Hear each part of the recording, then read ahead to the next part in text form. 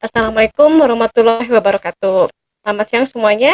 Saya di sini untuk pengalaman saya bekerja menangani pasien COVID-19 di tempat saya bekerja itu Rumah Sakit Dr. Hasan Sadikin Bandung. Saya cerita tentang pengalaman yaitu pasien akut respirasi distress syndrome pada pasien confirm COVID-19. Pada sebagian besar pasien terinfeksi COVID-19 yang kritis mengalami fungsi organ di mana 67%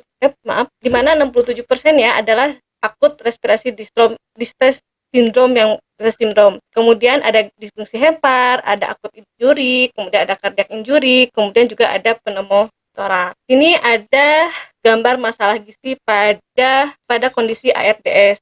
Di mana ini ada kita tahu bahwa penyakit COVID-19 itu disebabkan oleh virus corona 19, di mana penyakit yang komplikasi terbesarnya itu ARDS. Di mana kita tahu bahwa COVID-19 ini disebabkan oleh sindrom sitokin, di mana ada gangguan pembekuan darah, kemudian stroke, ada lung injury, ada gangguan jantung, kemudian ada sistem imun, kemudian renal, gangguan ginjal, di mana sindrom sitokin ini akan menyebabkan hipermetabolik, di mana hipermetabolik ini akan menyebabkan peningkatan kebutuhan gizi pada masalah gizi NI51, di mana ada simptom yang status defisiensi vitamin, penurunan berat badan yang tidak diharapkan, kemudian ada BMI kurang dari 18,5, tambah tanda klinis defisiensi vitamin mineral, dan hilang lemak subkutan. Kemudian selain dari sistem imun akan menyebabkan mual, penurunan nafsu makan, dan menyebabkan daya terima makan terbatas. Ini mengakibatkan asupan oral tidak adekuat dan ada simptom dari penurunan berat badan, kulit dan membran mukosa kering, mual dan muntah, anoreksi, sugur kulit rendah, kemudian tanda fisik defisiensi vitamin dan mineral, kemudian asupan energi dan protein kurang dari. Selain itu, daya terima makan juga akan menyebabkan asupan oral tidak adekuat. Di sini akan muncul simptom dari albumin rendah, penurunan berat badan yang tidak diharapkan, kemudian asupan energi dan protein kurang dari kebutuhan, tidak intens terhadap makanan. Kemudian akan menyebabkan asupan energi dan protein tidak adekuat, akan menyebabkan malnutrisi akut, moderat, severe. Kemudian juga ada simptom dari penurunan berat badan yang tidak diharapkan, kemudian hilang lemak subkutan, hingga hilang lemak otot. Selain itu, dari gagal pilur dapat menyebabkan hemodinamik tidak stabil, yang menyebabkan perubahan gastrointestinal, kemudian gagal kerusakan paru juga akan mengakibatkan perubahan nilai laboratorium terkait gizi. Di sini ada gambaran studi kasus yang saya tangani, yaitu seorang pasien laki-laki usia 58 tahun dengan COVID-19 datang ke rumah sakit mengeluh sesak napas sejak 10 hari sebelum masuk rumah sakit, disertai dengan batuk dan tidak ada demam. Asupan kurang dari 60-70% dari kebutuhan, yaitu kebutuhan yang didapat 1.750 kalori. Satu hari setelah masuk rumah sakit, pasien mengalami perburukan dengan hemodinamik yang tidak stabil. Kemudian pasien dilakukan intubasi dengan terpasang NGT dan kemudian dipuasakan. Ini ada asesmen gizi di mana riwayat klien, nama pasien adalah Tuan B, jenis kelamin laki-laki, usia 58 tahun, suku bangsanya Sunda, kemudian peran di keluarga sebagai kepala keluarga. Kemudian riwayat medis, pasien mengeluh sesak napas, ada diagnosa penyakit, confirm COVID-19 dengan ARDS, terapinya pasien memerlukan ventilator. Kemudian pasien juga tadi terpasang dengan NGT, terpasang CVC. Data sosial ekonomi, status ekonomi pasien itu merupakan menengah ke atas, pekerjaannya sebagai tenaga kesehatan, dan pendidikan terakhirnya S2, tinggal bersama istri dan anaknya. Di sini ada recall 24 jam, karena kan tadi pasien dipuasakan, jadi sementara mendapat dextrose 5% sebanyak 2 labu, dan recall yang didapat dari parenteral itu adalah energi sebanyak 200 kilokalori, di mana asupannya kurang 11,4% dari kebutuhan. Protein juga 0, kemudian karbohidratnya 50 gram, atau sebesar 19,8% dari kebutuhan, yaitu 251,75 kebutuhan karbohidrat. Aktivitas fisik, pasiennya bed rest, kemudian order diet karena pasien mendapat TPM, pasien ordernya puasa. Ini obat-obatan yang digunakan, yaitu remdesivir, itu sebagai antivirus. Banyaknya sih di sini antivirus dan antibiotik ya. Kemudian ada anti peradangan. Selain itu juga ada omeprazol sebagai lambung, anestesi dan morfin untuk menghilangkan rasa sakit. Kemudian di sini pemeriksaan fisik terkait gizi pada tanggal saat kita asesmen, yaitu keadaan umum pasien itu di bawah pengaruh obat, ditidurkan ya, kemudian lemah dan tidak dapat berkomunikasi. Di sini ada hasil parameter dari tekanan darahnya itu 150 per 90 dengan interpretasinya tinggi, kemudian nadinya 90 sampai 92 kali per menit dia tinggi, kemudian saturasinya 90 sampai 92% dengan rendah ya, saturasinya rendah. Ada terjadi hipoksia. Kemudian respirasi 22 sampai 28 kali per menit agak tinggi, kemudian suhu juga 37,2, nilai normalnya 37 yaitu normal. Ini data atopometri.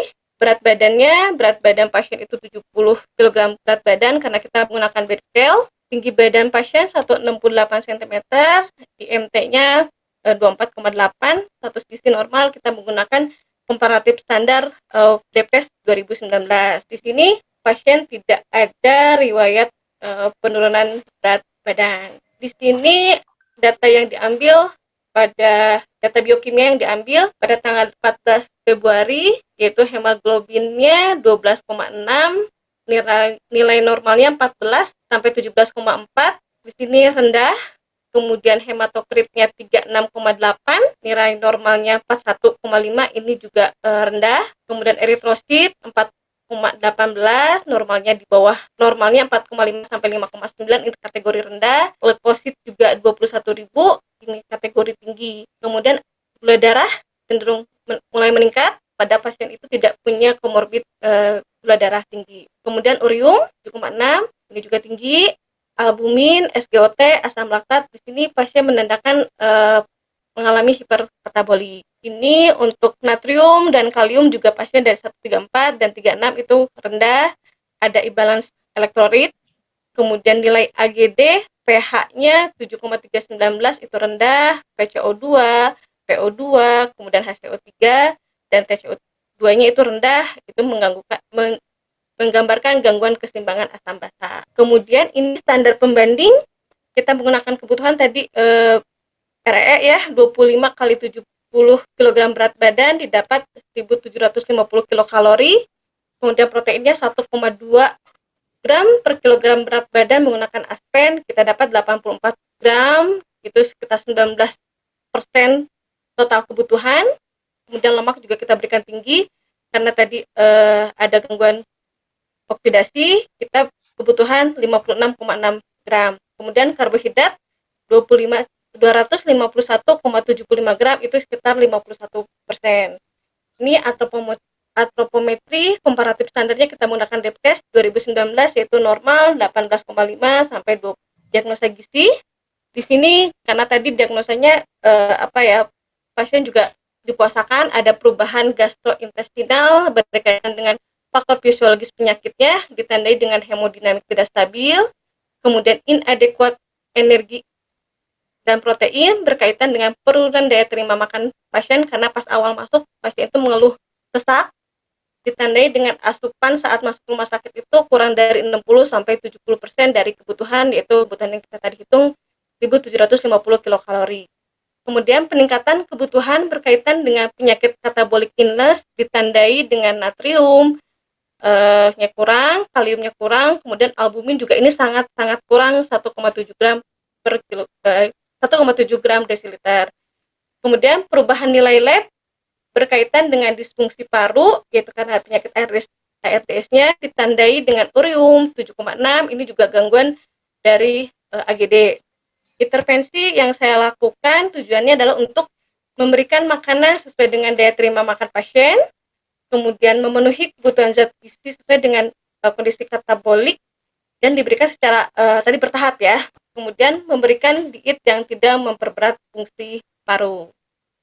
Di sini pemberian makan pada tanggal 15 Februarinya, sehari setelah asesmen, diberikan diet tinggi energi. Sebenarnya tinggi energi itu sesuai dengan kebutuhan, kemudian tinggi protein, tinggi lemak, dan rendah karbohidrat. Dimana tadi perhitungannya ya energi 1750, protein, lemak, dan karbohidrat. Bentuk makanan kita berikan cair, rute makanan menggunakan NGT dan CPC, yaitu untuk aminoploid untuk kabipennya. Kemudian frekuensi makan, formula cair tinggi lemak, rendah karbohidrat 6 kali 1 cc kita gunakan pulmosol. Di sini pemberian makan, formula khusus gangguan respirasi 6 kali 1 cc. Kita pemberiannya itu diberikan bertahap 3 jam sekali, jam 6 pagi, kemudian jam 9 pagi, jam 12 siang, jam 15 siang, kemudian jam 18 sampai 21 malam. Jenis parenteralnya kita memberikan aminoploid, diberikan intermittent selama 24 jam, kemudian Kabiven juga intermittent selama 24 jam selang-seling. Di sini kebutuhan tadi menggunakan Aspen. Edukasi kita tidak dilakukan edukasi langsung kepada pasien karena pasien menggunakan penurunan kesadaran dan tidak ada anggota keluarga yang menunggu. Konsultasi juga kita tidak dilakukan. Koordinasinya kita harus koordinasi dengan PPA dan yang lain seperti dokter, perawat, farmasi. Di sini rencana monitoring dan evaluasi. Kita indikatornya asupan makan, diusahakan asupannya meningkat. Setiap hari kita evaluasi, kemudian pemeriksaan fisik dan klinis kita harapkan mendekati normal, dilakukan setiap hari. Kemudian hasil laboratorium diusahakan juga mendekati normal, kita lakukan setiap hari. Kemudian monitoring dan evaluasi, kita monitoring sehari setelahnya. Di sini ada tekanan darah 112/74, respirasi juga agak tinggi, nadi juga tinggi, suhu saturasinya turun yaitu 95, normalnya 95 sampai 100%. Di sini menunjukkan kondisi hemodinamik tidak stabil. Kemudian juga hasil lab semuanya HB, hematokrit, trombosit, urium, AGD juga semuanya tinggi dan rendah. Kemudian asupan yang kita berikan pada tanggal 15 Februari itu diberikan tadi bertahap pulmosol 6 kali 1 cc, ditambah mulai pemberian dextrose 5% sebanyak 500 ml. Di sini asupannya masih kurang 50%. Ini kemudian monitoring hari kedua, parameternya sama tekanan darah, respirasi, nadi, ini masih yang paling rendah itu, yang kurang itu saturasi 84 sampai 91%. Kemudian hasil laboratorium, HB, hematokrit, semuanya juga ini rendah dan tinggi menunjukkan ada kondisi hemodinamik tidak stabil. Nah, ini juga pemberian diet juga masih kita bertahap 6 kali 1 cc, di mana ada pemberian nutrisi parenteral yaitu aminofluid 500 ml. Di sini juga masih bertahap ya 6 kali 100 cc karena untuk gut feeding, untuk pasien tidak kematian usus. Kemudian di sini monitoring tanggal 17, tekanan darah pasti normal, tapi di saturasi pasti semakin ada range 83 sampai 94%. Di sini HB dan yang lain-lain itu masih abnormal ya, menunjukkan kondisi hemodinamik tidak stabil. Kemudian juga dari asupan, nah ini pasien itu dilakukan PRON yang tadi diterlengkupkan. Pasien itu enteralnya karena ada keluhan muntah, jadi diberikannya dengan parenteral. Nah, ini monitoring pada tanggal 18 Februari, tekanan darahnya masih relatif normal, cuman ya saturasi sudah mulai naik tapi masih tetap kurang, yaitu 93 sampai 96%. Di mana juga hasil laboratorium masih abnormal, ini menunjukkan kondisi hemodinamik tidak stabil. Di sini juga pasien diberikan bertahap pulmosol 6 kali 100 ml, di mana ya asupan masih tetap kurang karena pemberian bertahap. Pada tanggal 19 Februari, di sini juga pasien dilakukan PRON kembali, ada pemberian parenteral yaitu Kabipen. Tekanan darah, nadi, saturasinya juga 93 sampai 97 masih kurang. Ada HB hematokrit, ini masih menunjukkan kondisi hemodinamik tidak stabil. Tanggal 20 juga sama 92 sampai 95%, hemodinamik juga masih tidak stabil dilihat dari hasil pemeriksaan laboratorium darah. Kemudian enteral yang diberikan yaitu masih tetap pulmosol 6 kali 100 cc, dengan penambahan Kabipen untuk TPN-nya. Ini pembahasan faktor utama kontribusi terhadap kebutuhan ventilasi dan oksidasi pada pasien COVID merupakan karena COVID itu merupakan penyakit keadaan hipermetabolik. Pasien selama perawatan tetap hipoksia dan hiperkatabolisme meskipun dalam pengaturan ventilator yang maksimal.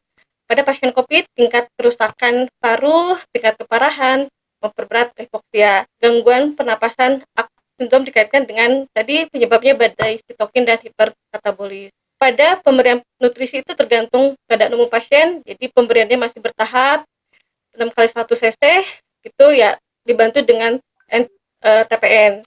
Pemberian nutrisi awalnya diberikan bertahap 12 sampai 48 jam setelah masuk ICU. Pemberian nutrisi dapat diberikan parsial dibandingkan dengan entral. Kesimpulan, pemberian terapi gizi pada pasien COVID-19 dan ARDS dilakukan dengan memberikan tinggi kalori, tinggi protein, tinggi lemak, dan rendah karbohidrat dengan pulmosol. Kemudian juga pasien COVID-19 dengan ARDS beresiko malnutrisi karena penurunan daya terima makan asupan protein tidak adekuat, peningkatan kebutuhan karena penyakit katabolik. Kemudian pemberian terapi gizi pada pasien ICU memerlukan kolaborasi. Kita juga tidak berdiri sendiri, tetap kolaborasi antara dokter, ahli gizi, perawat, dan juga nakes lainnya. Demikian mungkin sharing dari saya.